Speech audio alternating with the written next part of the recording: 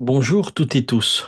Nous voici réunis pour un petit temps de partage dans la divine volonté et continuons le texte que nous avons vu hier, donc puisque nous sommes dans la Semaine Sainte, et c'était la Passion de Marie.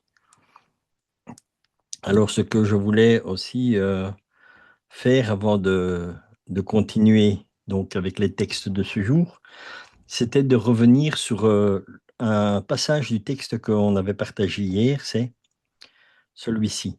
Jésus voit sa mère mourir de douleur et il souffre encore plus de la souffrance de sa mère que des souffrances que lui causent ses bourreaux. C'est un effet boule de neige qui fait la souffrance. Marie est reine des douleurs. Ce ne sont pas 7 épées qui transpercent son cœur, mais des millions et des millions de douleurs, car c'est d'une infinité de péchés que nous avons chargé son cœur de mère. Où est Judas? Cherchez-le et amenez-le-moi pour lui donner le pardon de mon fils. Elle participe à tout ce que vit son fils bien-aimé. Donc, pour nous rendre un peu compte de vraiment ce que Marie souffre, c'est vraiment la cause de cette souffrance, ce sont tous les péchés que nous commettons. Jésus s'est chargé des péchés du monde entier, il les a pris sur lui. Mais la Vierge Marie, étant donné qu'elle vit dans la divine volonté, elle partage toutes ses souffrances. Et c'est ça que nous devons comprendre dans la passion de la Vierge Marie, c'est qu'elle ressent exactement les mêmes choses que son fils. Mais Jésus, ça lui fait encore plus de mal parce que sa mère participe à sa passion.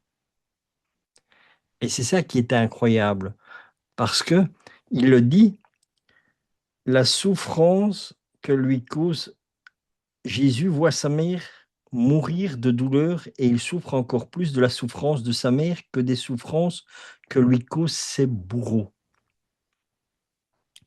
Parce que vraiment, donc c'est là que nous sommes au cœur même de la souffrance de Jésus.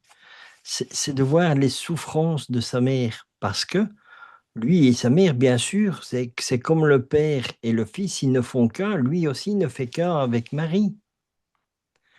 Et c'est là que nous devons comprendre le sens vraiment profond de vivre dans la divine volonté. C'est que quand nous vivons dans la divine volonté, nous ne faisons que un. Et même nous autres, au fur et à mesure que nous apprenons à vivre dans la divine volonté, eh bien, nous sommes vraiment donc unis à Jésus. Et nous allons vivre les souffrances de Jésus également à un certain niveau, lequel je ne sais pas. Dieu seul le sait, parce que Dieu ne nous donne jamais plus de choses que nous ne pouvons supporter, de douleurs ou de souffrances que nous pouvons supporter. Et n'oublions jamais une chose, c'est toujours, avant tout, Jésus qui vit cela. Donc, n'importe quelle souffrance que nous vivons, en premier lieu, c'est Jésus qui a cette souffrance et nous partageons cette souffrance avec lui. Parce que humainement, on ne pourrait rien supporter. Mais avec Jésus, on sait tout supporter parce que c'est c'est l'amour de Dieu qui enveloppe tout. Et c'était sur ce petit passage-là de ce que nous avions vu hier que je voulais, vraiment faire prendre conscience que la Vierge Marie a réellement souffert cette passion, au plus profond de son cœur, au plus profond de son âme. Et tout ça, nous n'en avions pas encore cette connaissance, nous ne le savons pas. Mais ici, c'est Jésus lui-même qui le révèle. Voilà, et c'est ça qui est beau dans ces enseignements, c'est que Jésus nous fait découvrir plein de choses que nous ne connaissions pas. Alors maintenant, continuons avec notre texte d'aujourd'hui, la Passion de Marie dans le livre du ciel par le père Dominique Dutène.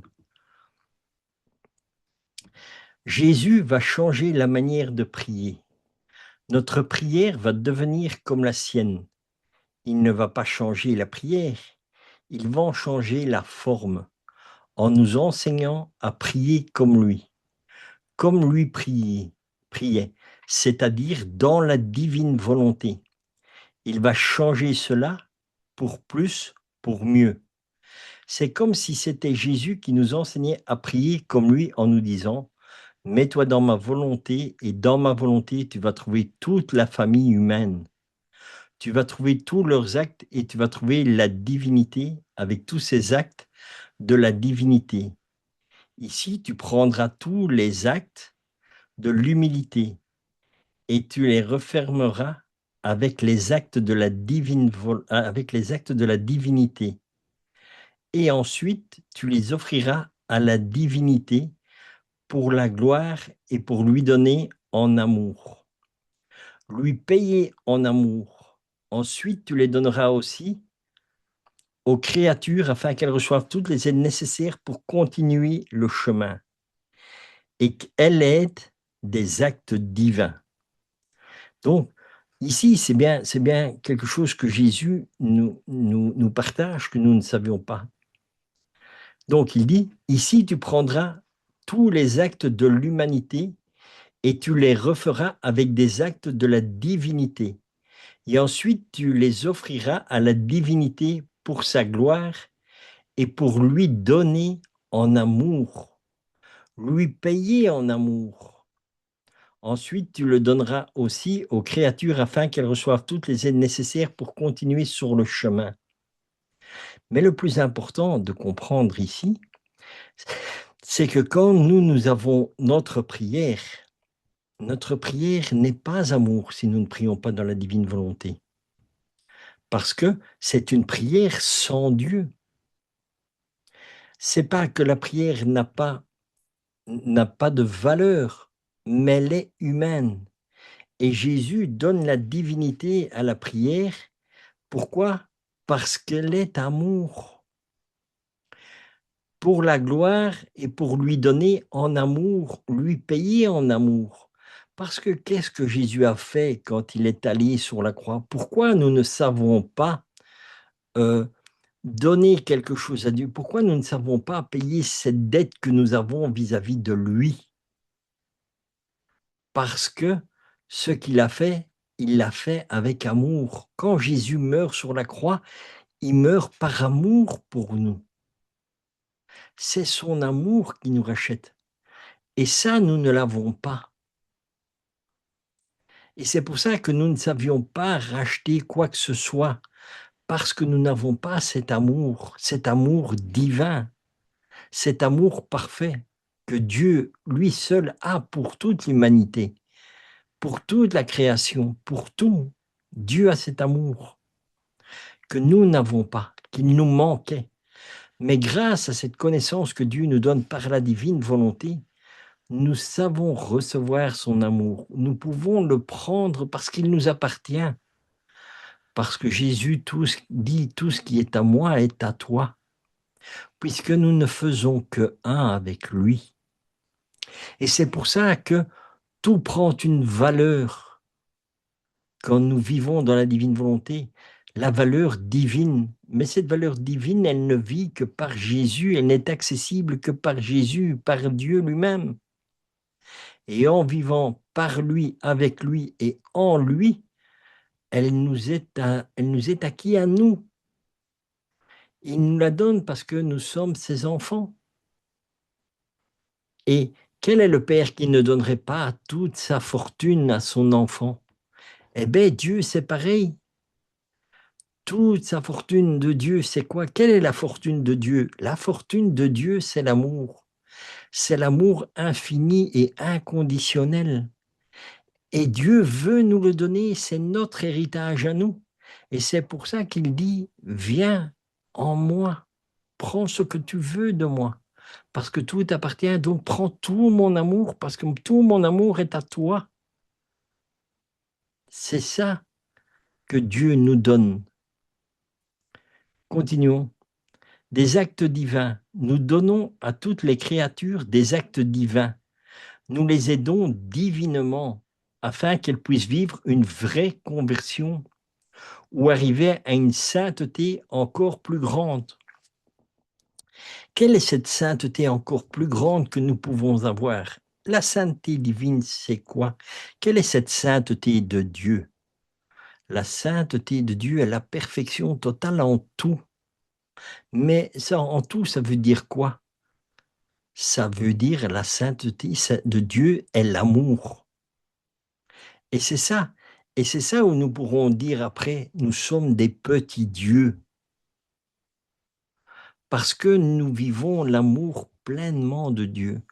Les saintetés que nous connaissons avant, c'est quoi? Que nous prenons Saint Padre Pio, Saint Jean-Marie Vianney, Sainte Thérèse d'Avila, Sainte Thérèse de Lisieux, tous ces saints, ou Saint Antoine de Padoue, et je dis, c'est quoi? C'est la sainteté des vertus. C'est-à-dire qu'ils ont poussé les vertus au maximum qu'humainement ils savaient le faire. Être à la ressemblance de Jésus dans certains aspects qu'il avait. Il y en a qui ont eu la sainteté de l'humilité de Dieu, de la sagesse, de la connaissance.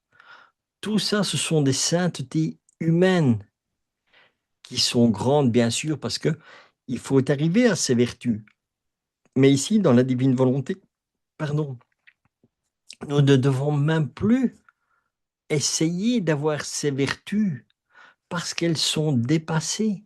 Jésus dit maintenant, les saintetés qu'il donnait avant, ce sont des petites gouttes de la divine volonté. Ce sont des gouttes d'amour qu'il a distribuées de tous les côtés pour nous donner des exemples, pour nous donner un enseignement, une compréhension. C'est ça la sainteté que nous connaissons à l'heure actuelle. Mais Jésus veut aller au-delà de ça. Il dit maintenant, je veux que vous soyez parfaitement à mon image. Et pour être parfaitement à l'image de Dieu, nous devons avoir une sainteté, mais plus une sainteté humaine, mais une sainteté divine, telle que Dieu est. Et ça, encore une fois, ce n'est pas nous qui allons dire maintenant, moi, je vais faire ça ou ça pour arriver à cette sainteté. Non, parce que pour nous, elle est impossible à avoir. Mais pour Dieu, tout est possible. Et si Dieu veut nous la donner, il nous la donne. Et cette sainteté, c'est quoi? C'est l'amour. C'est l'amour dans sa perfection totale. Parce que en vivant pleinement en Dieu, en vivant en union avec Dieu et ne faire que un, comme Jésus ne faisait qu'un avec le Père, nous ne faisons qu'un avec lui, nous avons cette sainteté divine.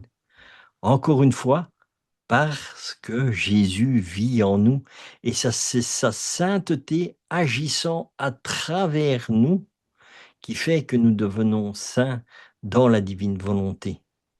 Et que ce n'est plus une sainteté d'humilité, une sainteté de, de toutes les différences qu'il y a dans les saintetés. Non, maintenant c'est l'amour en plénitude que Dieu veut nous donner. C'est une mer d'amour qui ne s'arrête jamais. C'est ça maintenant la sainteté que Dieu veut nous donner.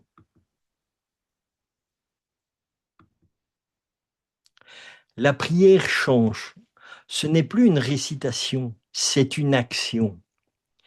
Ici, nous ne lisons plus de prières dans un livre de prières, car puisque les prières que nous récitons et que nous lisons dans les livres ne viennent pas de nous, mais d'une autre personne qui les a écrits, ce n'est pas vraiment notre cœur qui y est. Et ce, même si nous le disons avec le cœur. De plus, elles sont répétitives et ne jaillissent pas de notre sentiment d'amour. Elles ne sont pas le fruit de notre créativité, de notre amour pour Dieu, mais plutôt de ceux d'une autre personne, du sentiment et du cœur d'une autre personne. Dieu veut des prières qui sortent de nous. Il veut partager avec nous, savoir comment nous allons, comme un parent avec son enfant. Il veut connaître notre intimité, nos luttes, nos combats, nos souffrances, nos joies, et non des récitatifs puisés dans un livre. En un mot, ce qui l'intéresse, c'est nous. Il veut aussi que nous nous taisions pour pouvoir parler à notre cœur Il veut déverser son amour.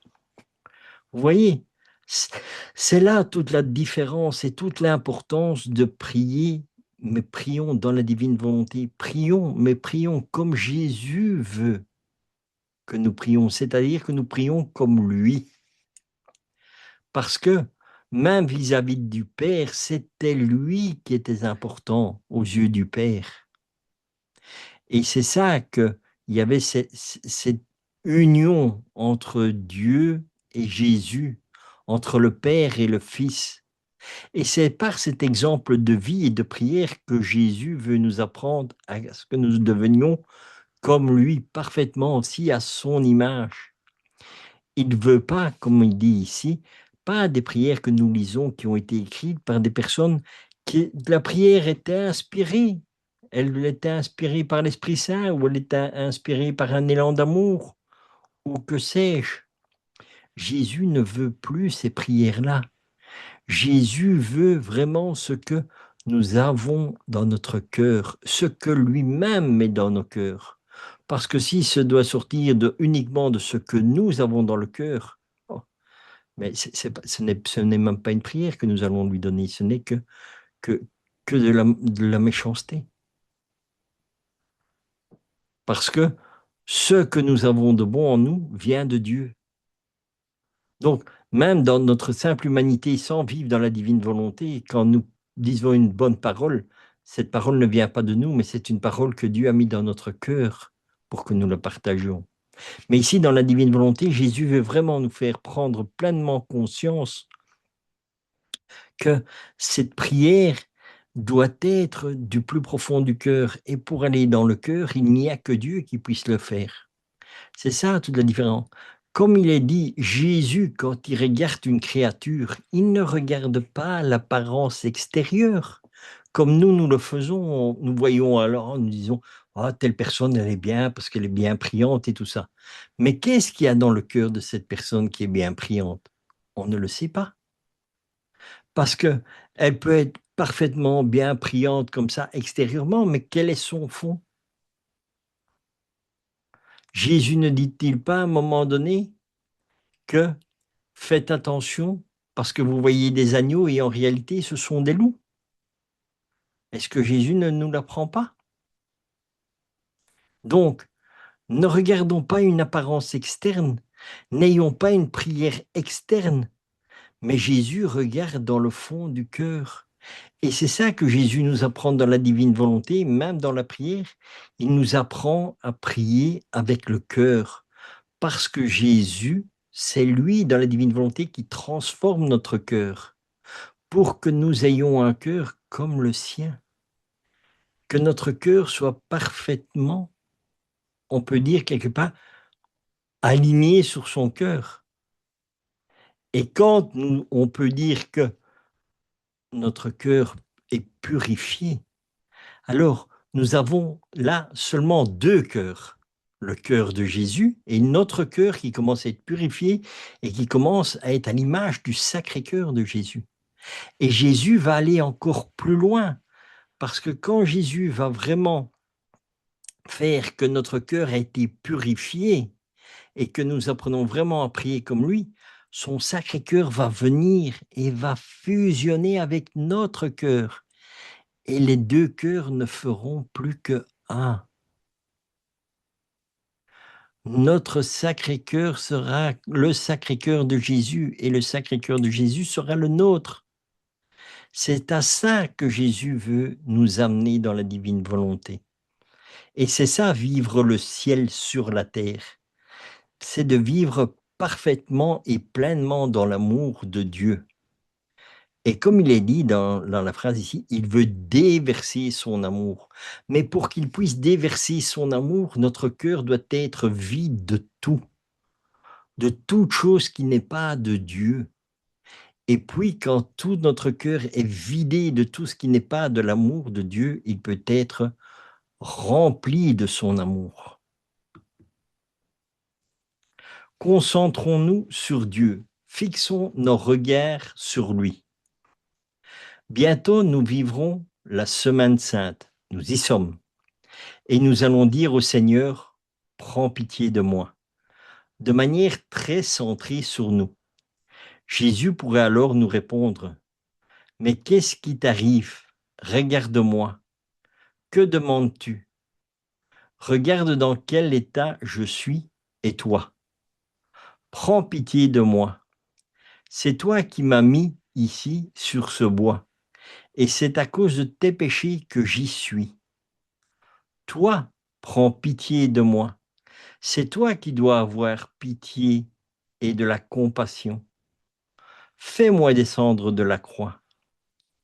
Il ne s'agit en rien de lui enlever les clous, mais il nous demande clairement d'arrêter de pécher.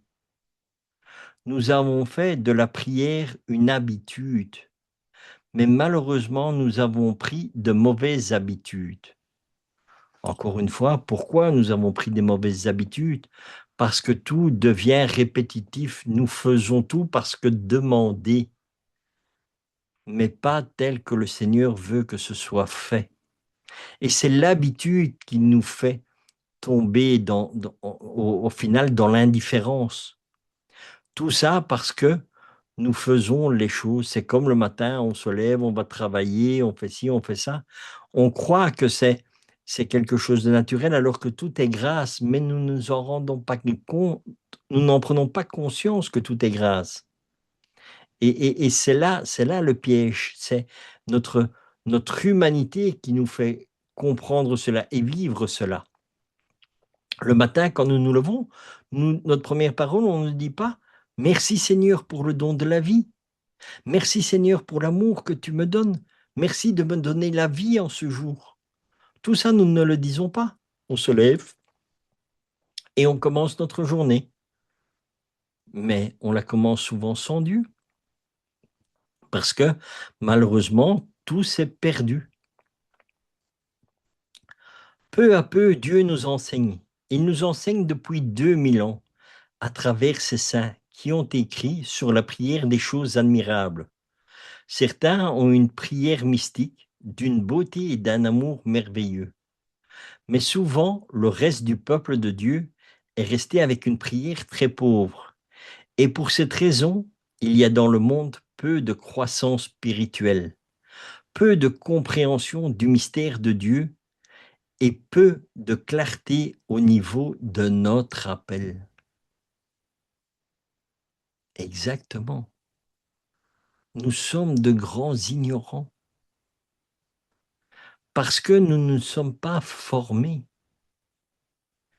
Nous n'avons pas été à l'école. Comme ici, moi je partage à l'école de la divine volonté, c'est quoi?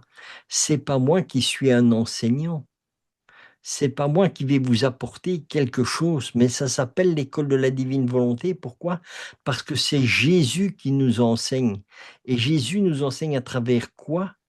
À travers la Sainte Écriture, à travers les livres du ciel, à travers le texte que nous partageons ici, que le Père Dominique Dutène a écrit. Tout cet ensemble est un enseignement de Dieu lui-même et pas de nous. Moi, ce que je vous partage ici, ce sont des choses que le Seigneur me partage, me permet de comprendre et que je vous partage simplement, en toute humilité, parce que je ne connais pas Dieu,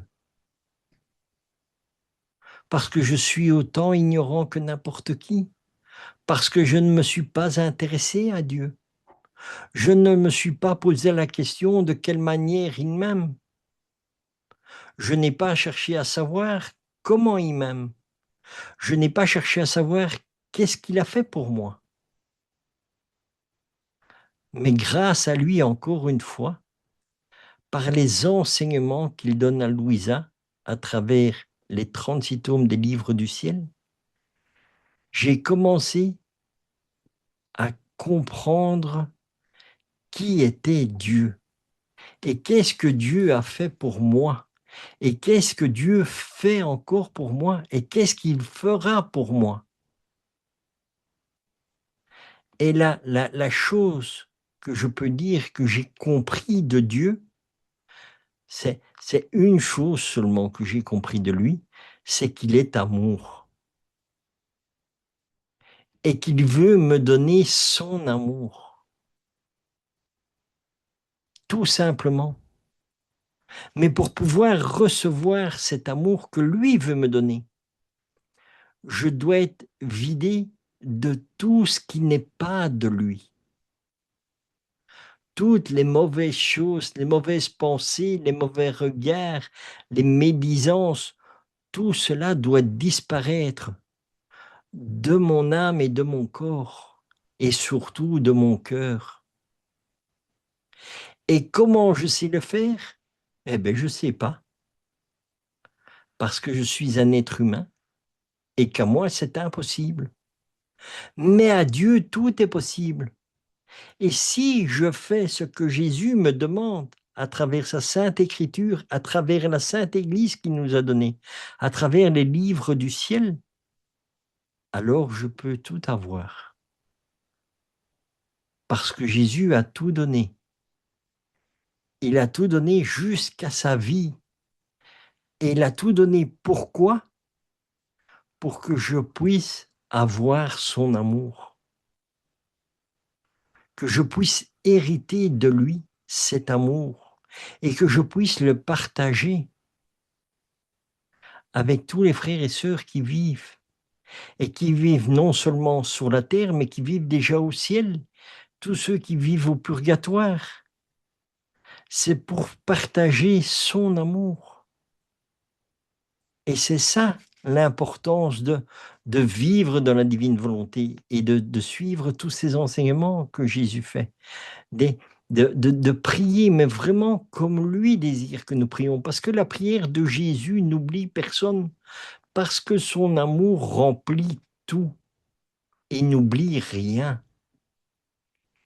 C'est ça qui est extraordinaire quand nous laissons nos petites habitudes de petites prières, de dévotion par-ci ou dévotion par-là. Non, arrêtons cela, Jésus le dit ici clairement. N'enlevez pas seulement des clous, mais arrêtez de pécher. Arrêtons de pécher, mais comment nous pouvons arrêter? Encore une fois, par l'amour de Dieu. Et nos prières que nous faisons, si nous ne les faisons pas dans la divine volonté, elles ne rayonnent pas de l'amour divin. Et Jésus le dit, hein, elles sont d'une beauté, elles ont une croissance même mystique, voilà, prière mystique d'une beauté, d'un amour merveilleux. Mais souvent, le reste de Dieu est resté avec la prière très pauvre.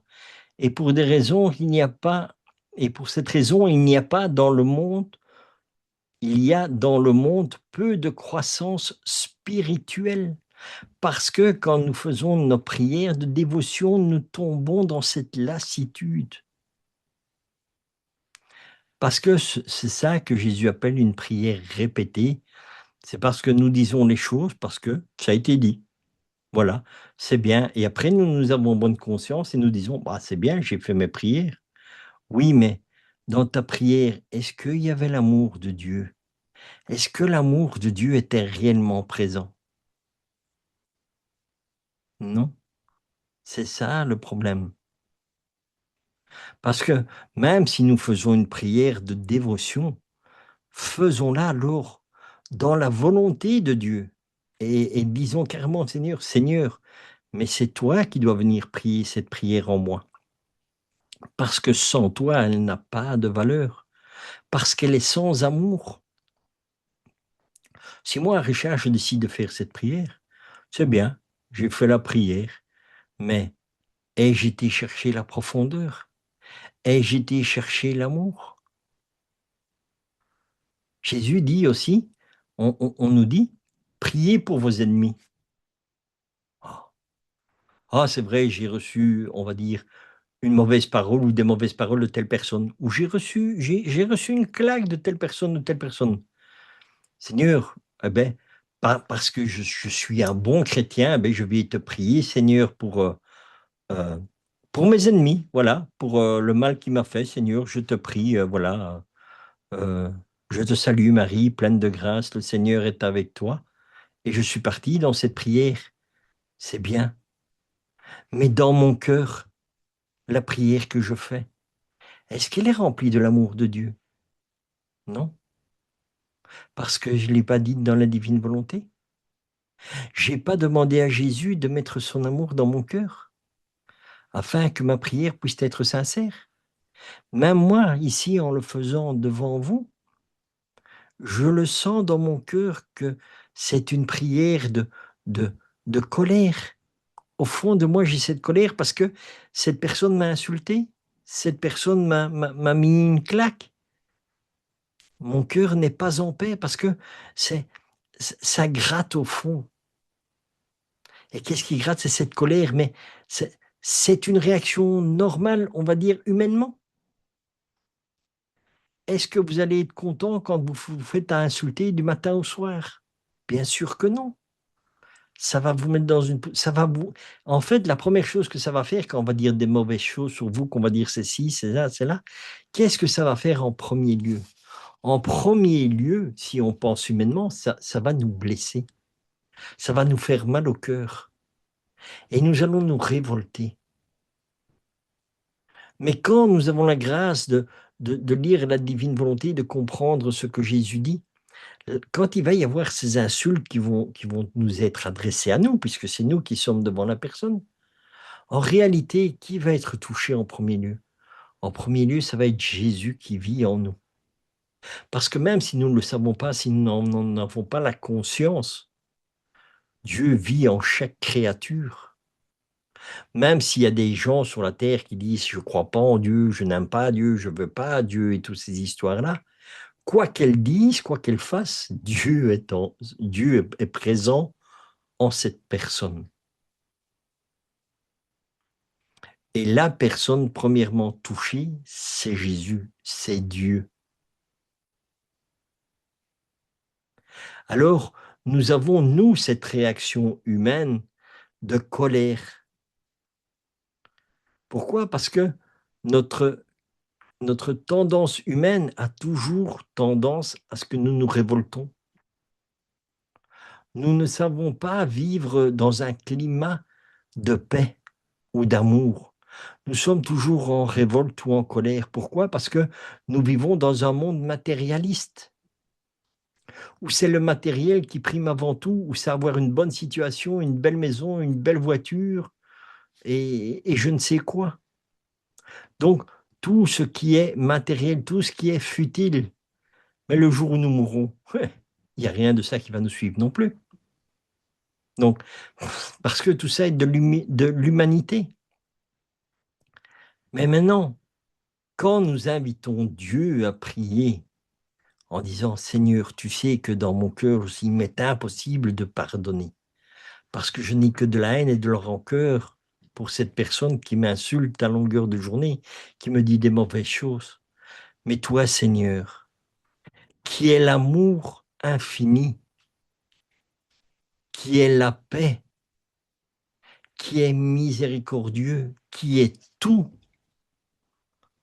viens prier en moi, Seigneur. Et ma prière alors sera remplie de ton amour, Seigneur. C'est la paix que toi, Seigneur, en venant par ta présence en moi qui mettra la paix dans mon cœur, dans mon âme et dans mon corps. Et là, à ce moment-là, je peux commencer ma prière parce que ma prière sera pas la mienne, mais je serai uni à Jésus, uni à la voix de Dieu, uni à l'amour de Dieu, uni à la totalité de Dieu, uni à la Trinité, parce que ce sera la Trinité triomphante dans mon cœur qui agira et je ne ferai que un. Et là, ma prière, ce n'est plus aller chercher une prière dans un livre que je vais avoir pour ça. Non, je vais me laisser submerger par l'amour de Dieu. Et c'est l'amour de Dieu qui mettra les paroles dans mon cœur. Et ces paroles ne pourront même pas rester en moi. Parce que l'amour de Dieu, on ne l'arrête pas. C'est un amour qui coule, ce sont des mers d'amour qui à nous, humains, est impossible de contenir. Et c'est là la prière qui devient la vraie prière vivante, agissante, parce que c'est la prière aimante, c'est la prière qui guérit les blessures du cœur, de l'âme, du corps. C'est ça la véritable prière. C'est ça prier, mais prier comme Jésus. Parce que Dieu, quand il priait, il était uni au Père. Et c'est cette union avec le Père qui faisait que tout ce que Jésus priait partout, qui faisait des miracles, qui guérissait là, qui apportait la... C'est cet amour, en fait. Cet amour qui était déversé sur l'humanité par des mers entières d'amour. Et c'est à cet état-là que Jésus veut nous amener dans la prière. C'est ça. Et c'est ça que nous verrons au fur et à mesure que nous avançons dans notre vie, en grandissant, ou je vais dire moi plutôt en vieillissant, que nous allons apprendre ce qu'est le véritable amour de Dieu. C'est là que nous apprenons ce que nous allons vivre au ciel. C'est extraordinaire de prier comme Jésus, parce que toute notre vie est bouleversée. Quoi qu'il se passe, tout est baigné dans l'amour de Dieu.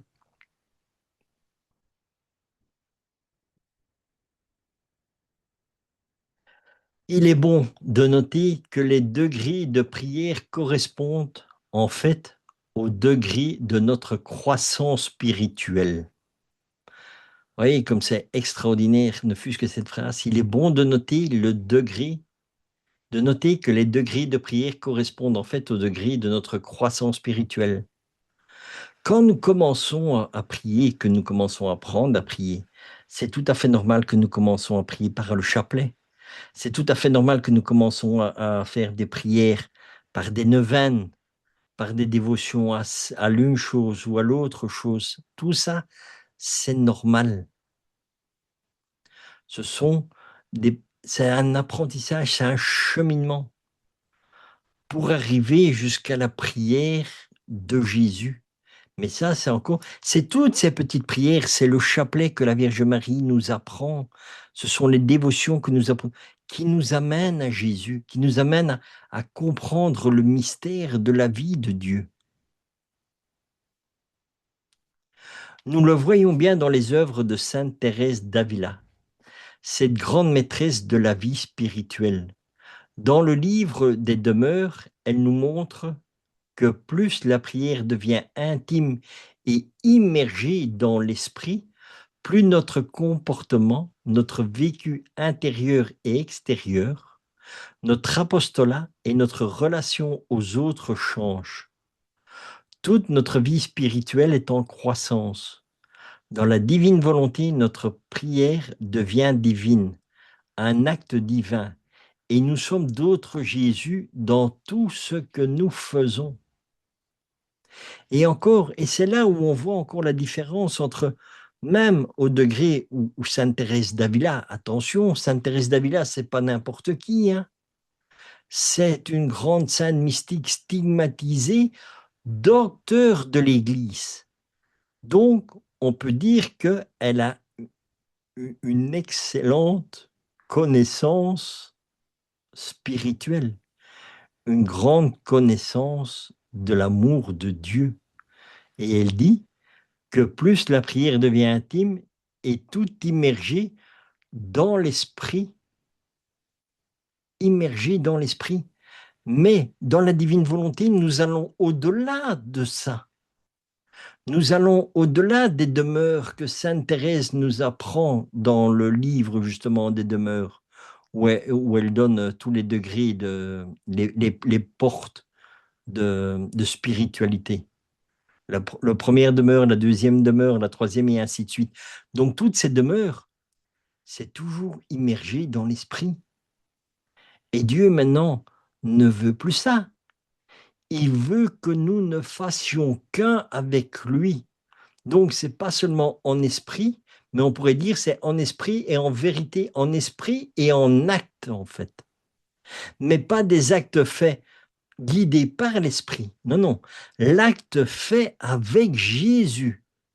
avec Jésus en nous. Ce n'est pas uniquement selon ce que l'Esprit nous donne. Non, non, ça va au-delà de ça. C'est vivre au cœur même de la Trinité, que nous vivons nous-mêmes au cœur même de la Trinité et que la Trinité vive dans notre cœur et que tout ce qui est fait devient divin. De boire un café devient un acte divin parce qu'il est posé par Dieu à travers nous et agissant en nous, pas en esprit, mais en vérité, en acte concret. Jésus est là, je prends ma bouteille d'eau, ce n'est pas moi qui la prends, c'est Jésus en moi. Jésus me donne le mouvement, comme on dit. En lui, nous avons le mouvement, l'être et la vie, me donne le mouvement.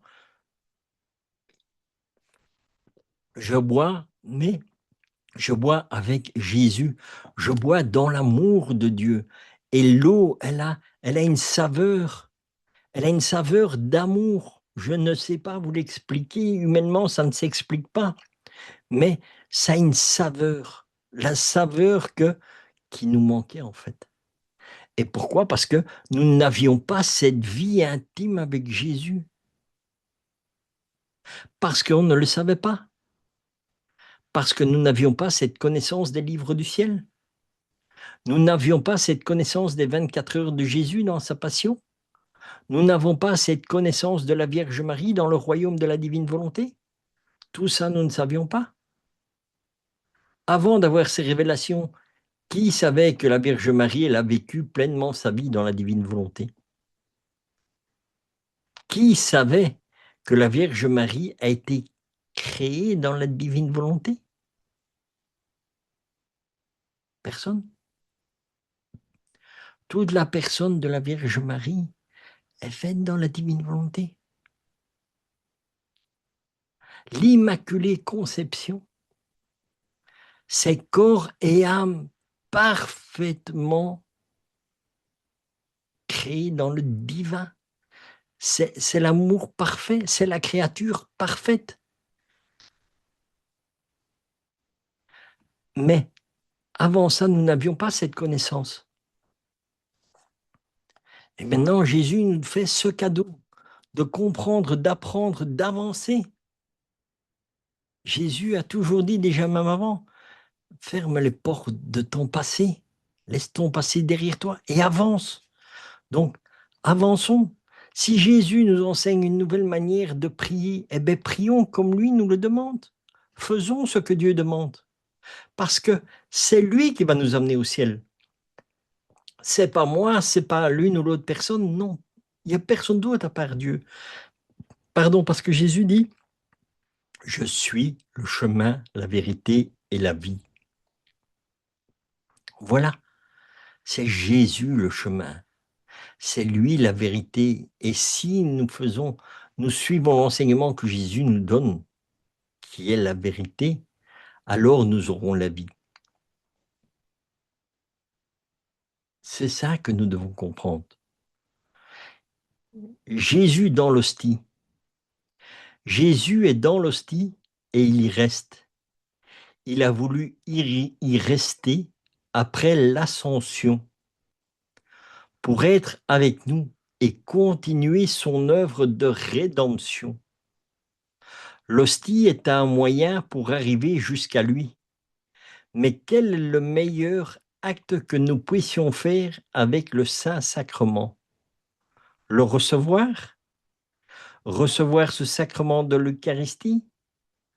Dieu présent dans l'hostie? C'est le mieux que nous pouvons faire? Est-ce que cela s'arrête là?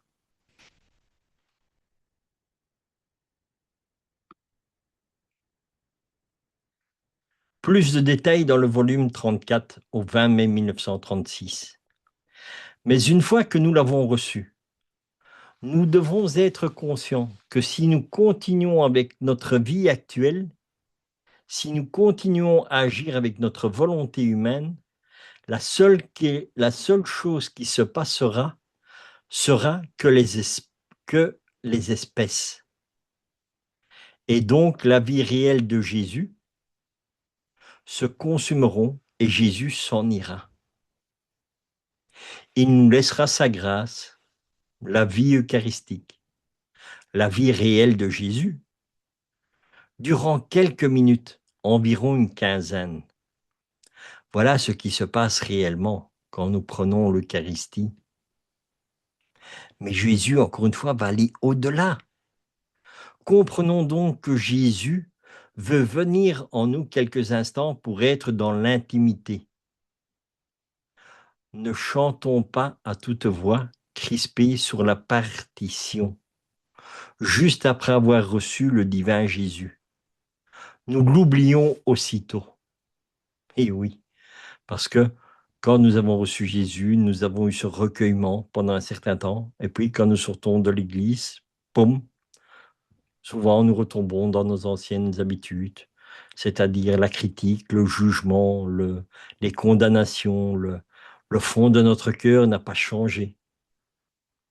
Parce que tout est fait en fait dans notre volonté. Nous allons à l'église, ben oui, parce que nous savons qu'en tant que chrétiens, l'église nous demande d'aller au moins une fois à la messe. Nous devons aller le dimanche à la messe. Ça, c'est ce qui est demandé en tant que chrétiens. Mais est-ce que nous la vivons? Bien sûr que non. N'en demandons pas trop non plus. Laissons-le nous parler et nous aimer. De toute évidence, il voudrait rester avec nous, mais nous ne lui permettons pas de rester, car nous voulons continuer à agir avec notre volonté humaine. Que se passerait-il si Jésus restait avec nous? Si Jésus restait et que nous, pardon, que se passerait-il si Jésus restait et que nous continuons d'agir avec notre volonté? Si une fois en nous, nous lui disons, c'est bien Jésus, tu es là, reste tranquille, tu vas vivre avec ma bonté, ma sagesse, ma prudence, et faire ce que je veux. Ce que Jésus veut, vivre en moi, agir en moi et penser en moi. Il ne peut pas le faire avec mes pensées et mes œuvres.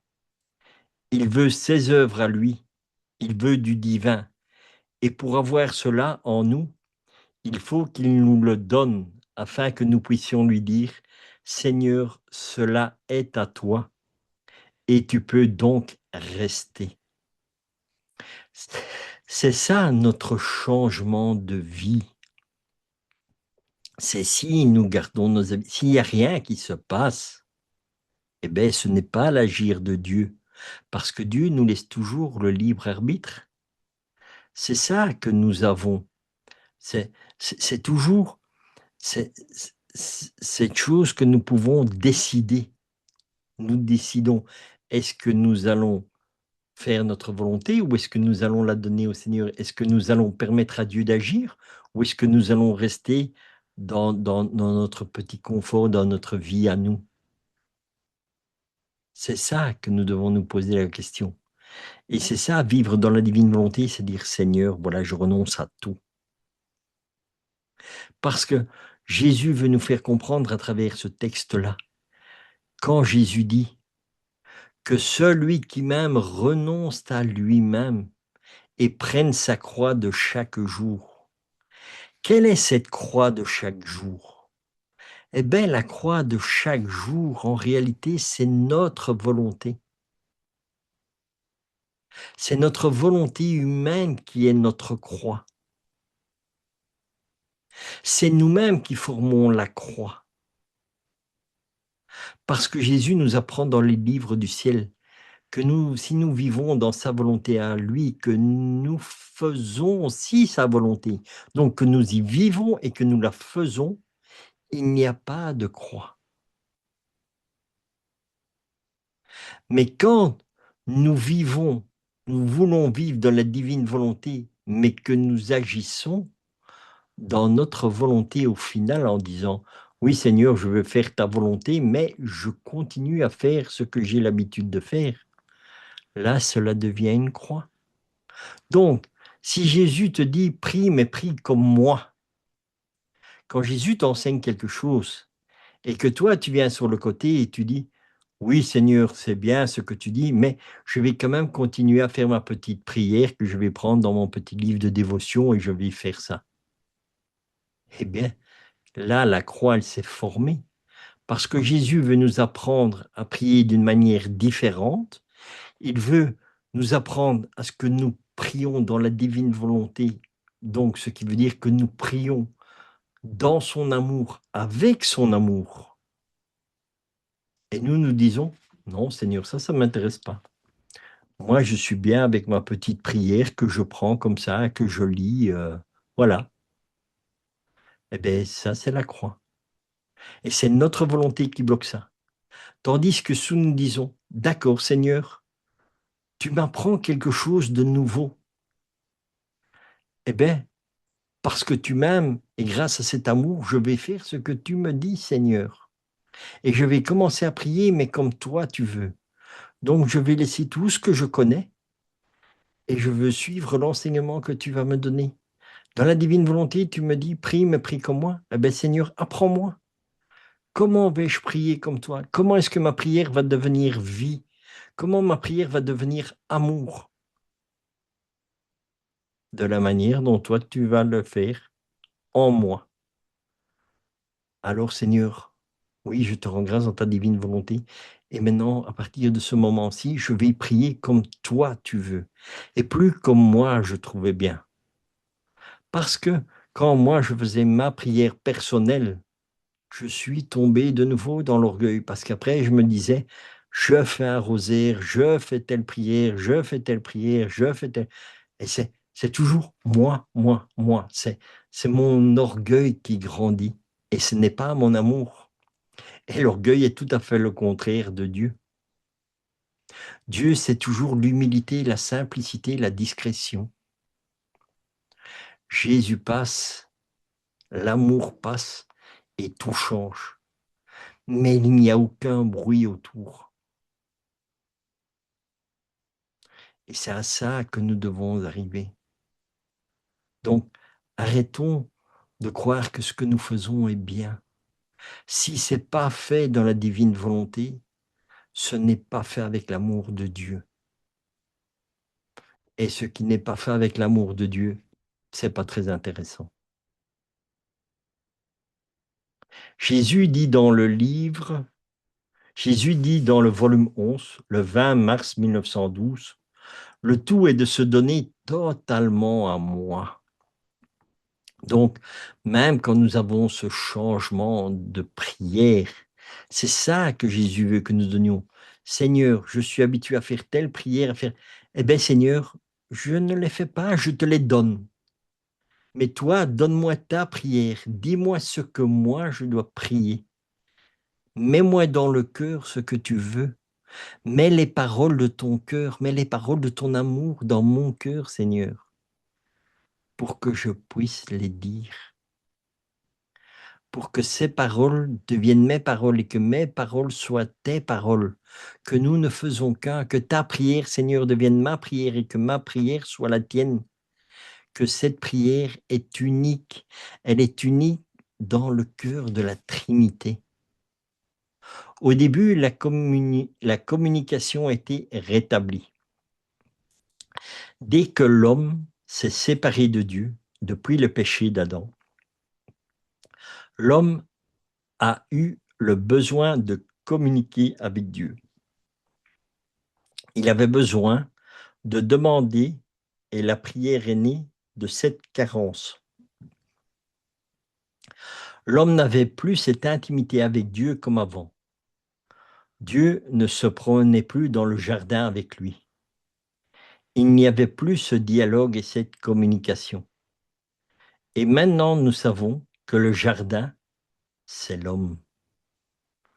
L'homme a alors dû trouver un moyen pour communiquer avec Dieu, afin d'être en contact avec lui.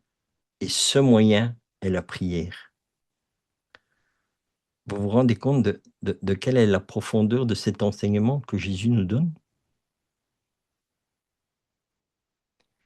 Il avait besoin de demander et la prière est née de cette carence, parce que nous n'avions plus cette connaissance. suite au péché originel. Parce qu'au départ, avant le péché originel, Adam avait la parfaite connaissance de Dieu. Il connaissait tout de Dieu. Il était omniscient comme Dieu, puisque c'était l'amour rayonnant. Même Adam, avant le péché, ne savait pas qu'il était nu, puisqu'il était dans la lumière de Dieu. Il était dans l'amour de Dieu et il vivait en Dieu. En Dieu, il n'y a pas de nudité, puisque nous ne faisons qu'un avec lui. Nous sommes lumière avec lui, parce que nous vivons dans sa lumière. Et il est bien dit que c'est après le péché que Adam a remarqué qu'il était nu. C'est une des conséquences du péché. Et la nudité, c'est quoi? C'est notre nudité. Et quelle est notre nudité que nous avons? C'est ce manque de connaissance de l'amour de Dieu. Donc, Dieu, en nous apprenant ici la divine volonté, nous apprend à nous habiller, à ce que nous soyons revêtus. Revêtus de quoi? De Dieu, de la lumière de Dieu, de l'amour de Dieu. Notre volonté humaine nous donne toujours cette nudité. Et c'est ça que Dieu nous fait cadeau dans la divine volonté. Il dit, habille-toi des habits de lumière, revêt-toi de moi. Et que nous ne fassions qu'un.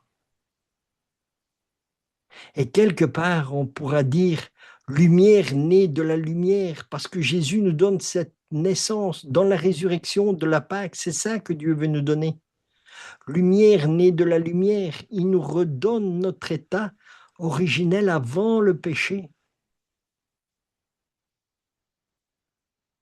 C'est ça qui est extraordinaire. C'est d'avoir de nouveau ce jardin d'Éden, que nous soyons de nouveau ce jardin d'Éden et que nous soyons vraiment unis en Dieu, unis avec Dieu, par lui, avec lui et en lui. À toi, Dieu le Père Tout-Puissant, dans l'unité du Saint-Esprit, tout honneur et toute gloire pour les siècles des siècles. Amen. Voilà où est-ce que le Seigneur veut que nous soyons.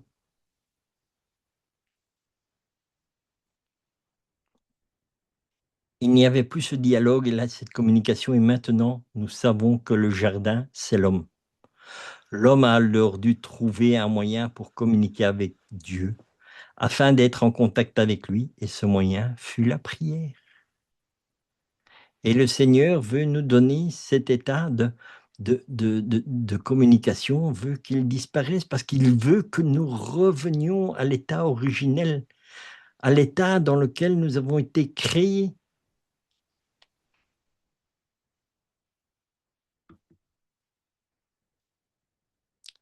Ici, nous avons inventé le téléphone avec Dieu, la prière. Peu à peu, Dieu va révéler à l'homme comment communiquer avec lui. Il va lui enseigner des normes, des moyens et des sacrifices, surtout pour lui être agréable. Ce sont des choses extérieures, comme la circoncision, pour marquer une alliance avec lui, les sacrifices d'animaux, les rites et les prières, à des moments déterminés, des jeûnes et l'abstinence de certains aliments. Il y a aussi des hommes de Dieu, comme David ou Salomon, qui, sous l'inspiration de Dieu, écriront des prières et des chants. Nous les utiliserons pour les célébrations et pour certains moments de la vie. Ces chants aideront l'homme à louer Dieu. Ils chanteront sa grandeur pour le bénir, pour le remercier de ses biens, pour lui donner de l'aide et de la protection, etc. C'est une bonne manière de communiquer avec Dieu. Dieu demandera aussi à l'homme de faire des sacrifices d'animaux pour demander pardon pour ses péchés.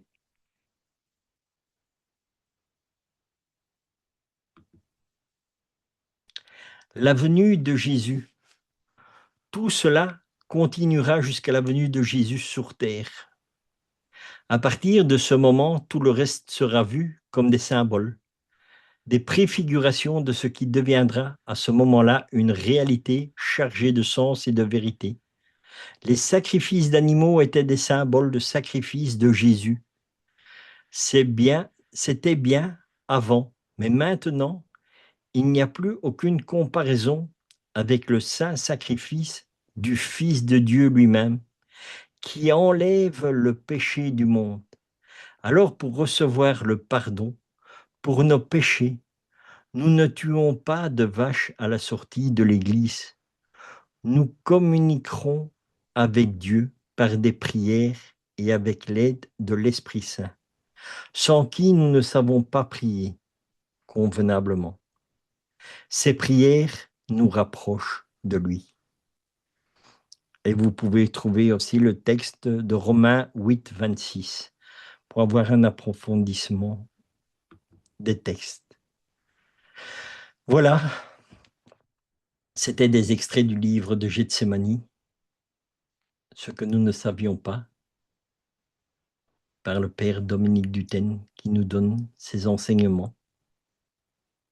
Rendons grâce à Dieu dans la divine volonté pour ce temps de partage que nous avons eu et que nous aurons, puisque ce partage sera dans le divin vouloir, donc se répétera tout le temps, vivra éternellement. Rendons grâce à Dieu pour tout cela et continuons notre cheminement vers Pâques.